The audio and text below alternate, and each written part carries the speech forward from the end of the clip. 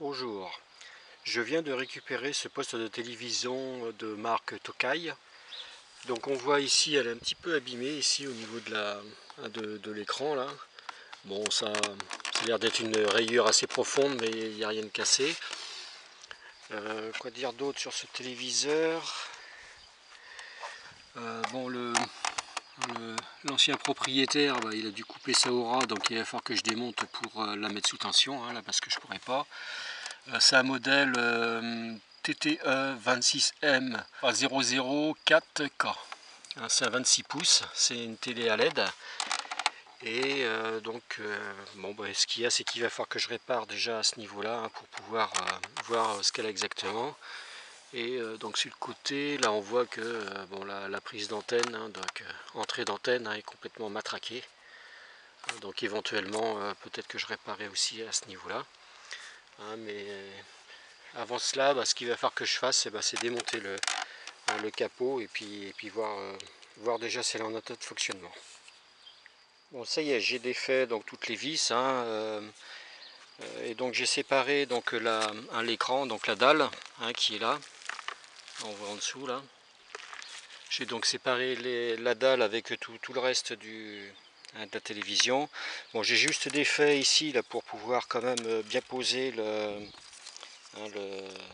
les deux parties. Pour ce faire, c'est ce petit clips là qu'il faut soulever et on tire après le connecteur là et puis ça vient tout seul. Mais surtout, il ne faut pas forcer à ce niveau-là. Bon, donc on voit ici la carte d'alimentation qui est ici, la carte mère ici, qui nous donne toutes les sorties, côté prise, HDMI et autres. Donc le haut-parleur est là, ça c'est une continuité un peu de la partie carte d'alimentation, et on voit ici toutes les tensions là qu'il va falloir que je vérifie, il y a le GND, enfin voilà, tout ça. Et puis ce que j'ai fait, j'ai aussi démonté le pied que j'ai remis en place pour faciliter, parce que derrière à ce niveau là il y a une vis également pour ouvrir en deux entre la partie arrière. On voit l'alimentation qui arrive ici, et c'est à ce niveau-là qu'il va falloir que je rebranche donc l'alimentation pour voir ce qu'il en est sur le bon fonctionnement ou non du poste de téléviseur. Bon, ça y est, j'ai donc tout préparé là pour après brancher, pour mettre sous tension. Donc je me suis mis à l'intérieur parce que je pense qu'on verra mieux au niveau éclairage dans le cas où ça marche. J'étais obligé de défaire un peu toutes ces parties-là, donc la carte mère, la carte d'alimentation et autres, pour pouvoir remettre ce connecteur. Autrement, c'est beaucoup trop court et c'est hyper fragile, donc il faut faire attention. Et puis, bien sûr, j'ai mis du papier bulle pour isoler justement le dessous de la partie carte électronique par rapport à ici, puisque ça c'est la masse de la carcasse. Donc on voit ici l'alimentation, ici on voit une séparation et une ligne blanche. Donc tout ce qui est au-dessus, donc ici là c'est la partie, donc c'est marqué, je ne sais pas si vous voyez bien, mais c'est marqué hot. Donc ça c'est la partie vraiment secteur 230, la tension, haute tension quoi. Et tout ce qui est de l'autre côté de cette ligne, c'est la partie basse tension. Donc ici on voit ça doit délivrer, alors je sais pas parce que mon zoom il va peut-être pas faire autofocus, mais c'est marqué ça doit délivrer du 12 volts et du 5 volts. Donc ça on contrôlera éventuellement les tensions. Ce que je vais faire, je vais déjà mettre sous tension et puis on va voir si ça s'allume. Donc j'appuie sur l'interrupteur. Voilà. J'appuie ici sur le bouton marche parce que j'ai pas la télécommande. Et on voit que rien ne se passe. Parce que normalement ça devrait s'allumer au niveau des LED ici, on devrait voir de la lumière. Je pense qu'il y a le stand-by aussi, donc une petite lumière qui devrait s'allumer ici, là, une petite lumière de... donc ça veut dire que rien n'est... Il n'y a même pas le 5 volts stand-by. C'est-à-dire que j'ai vraiment aucune tension. Donc là ce que je soupçonne, c'est dans la partie donc alimentation, mais la partie non pas cold, puisque comme je vois j'ai pas le stand-by, donc la petite lumière rouge qui en attente d'appuyer sur une télécommande pour faire marcher la télé, qui va passer je pense du rouge au bleu ou au vert, je sais pas quelle couleur. Et puis rien ne s'allume ici. Donc ce que je vais faire, déjà je vais prendre les tensions dans cette partie primaire, hein, pour voir si j'ai bien l'alimentation qui peut après, à partir du moment où j'ai cette alimentation, après ça me délivre du 12 ou 5 volts, hein, pour alimenter tout le reste. Bon, ça y est, j'ai pris mon voltmètre, hein, donc je vais le mettre, je sais pas, je vais le mettre là. Voilà. Donc là je suis en position alternative, je vais déjà vérifier qu'il y a bien la tension qui arrive, hein. Donc l'interrupteur il est toujours enclenché. Donc ici c'est l'alimentation qui arrive, donc je vais mettre là, normalement je devrais avoir dans les 230 volts. Donc j'ai bien 235 volts là, 234, 235. Ça c'est l'interrupteur, donc je vais voir déjà s'il marche aussi, hein. Donc là j'ai bien les 230 volts aussi, hein, donc ça veut dire que l'interrupteur il marche. Ce que je vais vérifier maintenant, c'est au niveau des condensateurs si j'ai de la tension. Donc là ça doit être du courant continu, hein, puisque je passe par le pont de diode et tout. Je vais mettre là et normalement je devrais avoir dans les 300 volts. Et là j'ai que 9 volts, donc là il y a un problème de... Ça veut dire que les condensateurs déjà ne sont pas chargés. Je vais vous faire voir un schéma que j'ai fait quand même, hein, pour mieux vous expliquer. Alors, il est un petit peu grand, je ne sais pas si on va bien voir. Ce que je vais faire, je vais mettre comme ça. Voilà, c'est-à-dire que là du secteur, hein, on va à un fusible, ensuite on va à l'interrupteur. Donc je pense que le fusible il doit être l'interrupteur est ici, hein, est ici. Donc je pense que le fusible il est là-dedans. Ensuite on va dans sur le circuit, hein, donc l'alimentation est là, on passe par l'interrupteur fusible, on ressort. Et ensuite, on va donc tout un système de filtrage, hein, donc ce que j'appelle un filtrage en pie, hein, c'est-à-dire qu'ici il y a deux selfs condensateurs entre les deux. Donc là, on doit les retrouver donc ici, hein, tout ce qui est donc il y a le condensateur ici et puis ici donc les selfs, hein, les selfs qui sont ici. Donc ça c'est la partie filtrage, hein, donc ça je mets pas ça en doute, hein, dans le dysfonctionnement.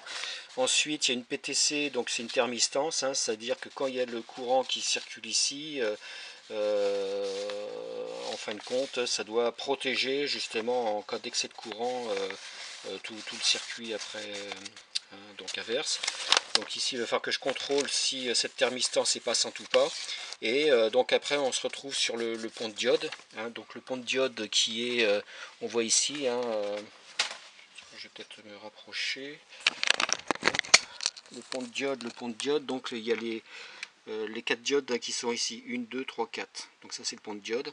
Et ensuite les condensateurs, donc je vais remettre l'appareil. Ensuite donc ça alimente les condensateurs qui sont ici.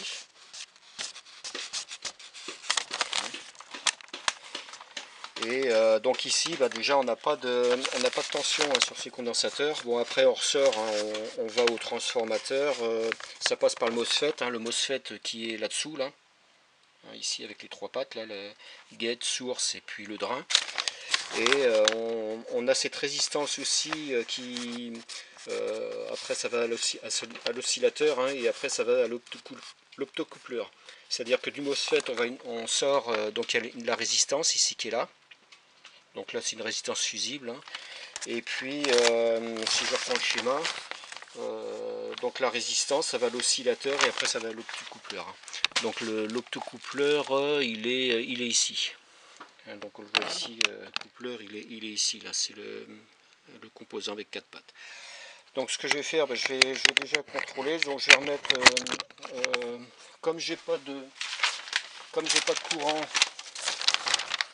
à ce niveau là, je vais déjà voir ici si également j'ai du courant, hein, mais ça peut venir, bon, soit la filtre, un filtre qui a lâché, hein, ce qui m'étonnerait fort, enfin c'est fort improbable. Ça peut être ici donc la PTC, hein, qui a lâché. Ça peut être une diode ici, ou enfin c'est tout, hein, parce qu'après si vraiment il y avait un condensateur qui s'est mis en court-circuit, de toute façon il y aurait eu le fusible qui aurait lâché aussi, hein. Donc je vais vérifier cette partie là, hein, déjà ici là. Voilà. Donc je vais me mettre hors tension. Donc là j'ai débranché. Ce que je vais faire, je décharge surtout les condensateurs hein, parce que voilà. Donc là les condensateurs sont déchargés, hein, la LED elle est éteinte maintenant. Donc ça c'est bon. Et puis ce que je vais faire, je vais contrôler maintenant la PTC. Donc ce que je vais faire, je vais quand même débrancher tout ça là parce que ça va pas être facile de. Et puis comme les câbles c'est assez fragile, je vais déconnecter tout ça et je vais garder que la carte d'alim. Ça y est, je vous ai mis le schéma ici hein, pour qu'on s'en rappelle, hein, avec donc c'est juste la partie primaire, hein, puisque le secondaire est ici avec l'autre coupleur et puis l'autre partie du transfo qui va être là. Donc je vais contrôler déjà, je vais commencer par tester les diodes, hein, donc les 4 diodes de redressement qui est là, hein, enfin, qui sont là. Je vais mettre ici, je sais pas si, mais on va voir. Donc je me suis mis en position test diode. Je me mets donc le plus ici et le moins là, ça devrait. Donc on voit le 0, bon, presque 0,6 volts hein, de tension, donc ça c'est bon. Ça c'est bon. J'inverse les cordons et je devrais rien trouver. Donc là c'est bon. Là c'est bon. Je fais la même chose sur les deux autres. Donc là je trouve rien, là je devrais rien trouver non plus. Par contre si j'inverse les cordons, ici on a bien les presque 0,6 volts hein, de tension de seuil et ici également. Donc ça veut dire que les 4 diodes, là, donc le pont de Gretz c'est bon. Je vais contrôler maintenant je vais contrôler. Hein, donc ici on avait vu que le fusible c'était bon hein, puisqu'on arrivait à l'interrupteur. Hein, donc là il n'y avait aucun souci. Par contre, bon là je vais pas tester la. Parce que pour qu'une self se coupe, il faut vraiment y aller. Je vais tester la thermistance. Donc la thermistance elle se trouve ici. Hein, c'est sous le. Donc ils l'ont mis. Il faut que je me mette en position au mètre. Normalement je devrais trouver une très faible valeur de. Et là on voit que j'ai rien du tout.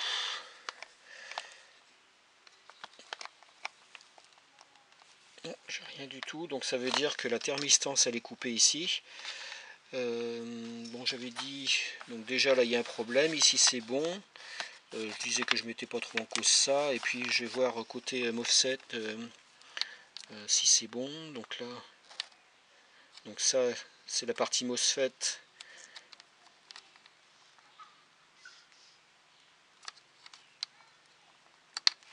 Bon. Ici, donc ça c'est juste une petite bobine, hein. C'est du graphite, hein. Donc là ça passe. Hein. Et puis j'avais dit la résistance aussi. Donc là je vais la prendre.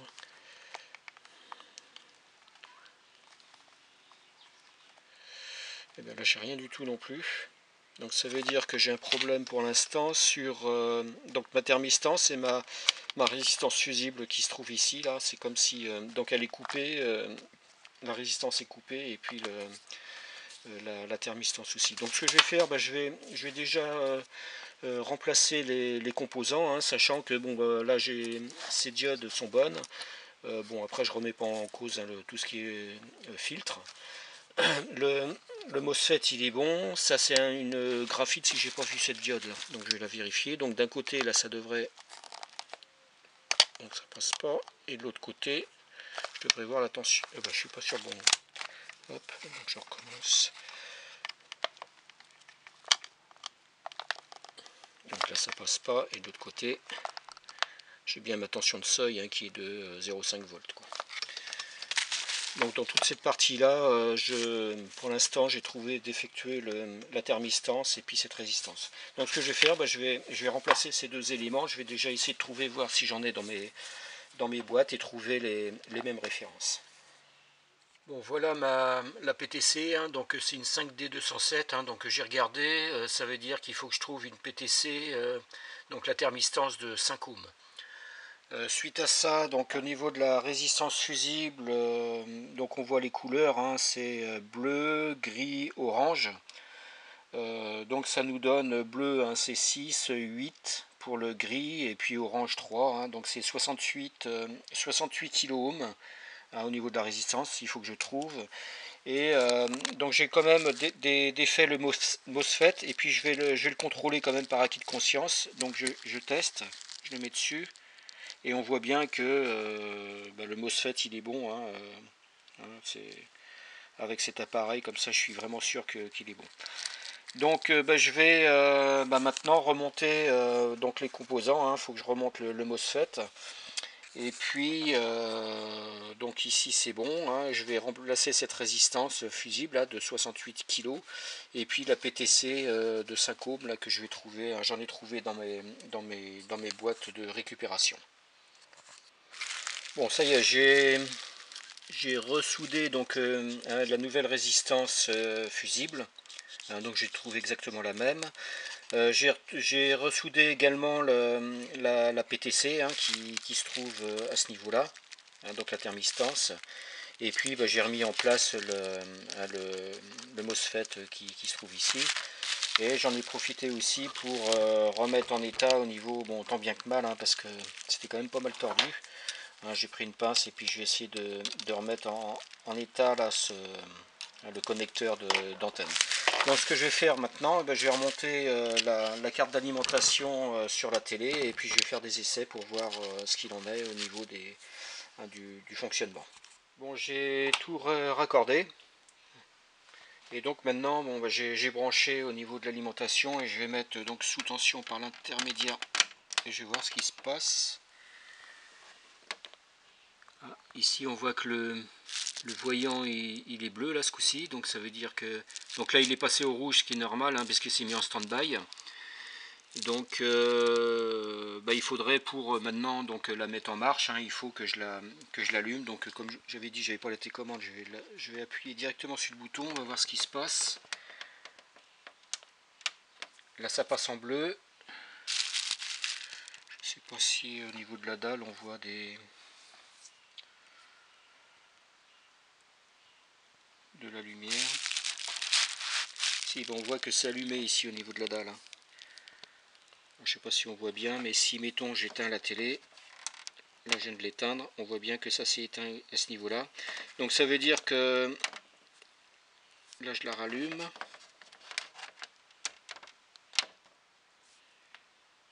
C'est le temps qu'elle se mette, voilà. Là elle est rallumée, donc elle a l'air de bien fonctionner maintenant. Ça veut dire que de nouveau je devrais avoir les alimentations, hein, que je vais contrôler tout de suite. Là je vais me mettre, donc je suis bien en position continue, tension. Et j'ai bien 307 volts, hein, 308. Bon, l'autre il est en parallèle, donc ça devrait être pareil. Voilà. Et donc au niveau des tensions ici, hein, comme j'avais dit, ce que je vais faire, je reste en continu. Je vais mettre sur pour voir là, je me mets sur la masse, hein, puisque là je vais être du côté, comment dire, du côté un secondaire. Donc il faut que je trouve un point pour mettre ça. Bon, c'est pas évident. Bon, je vais tenir comme ça, et je vais contrôler ici mes tensions. Donc la première tension ici, ça devrait être du 12 volts, hein. Je devrais avoir ici 12 volts. Je sais pas si on va bien voir.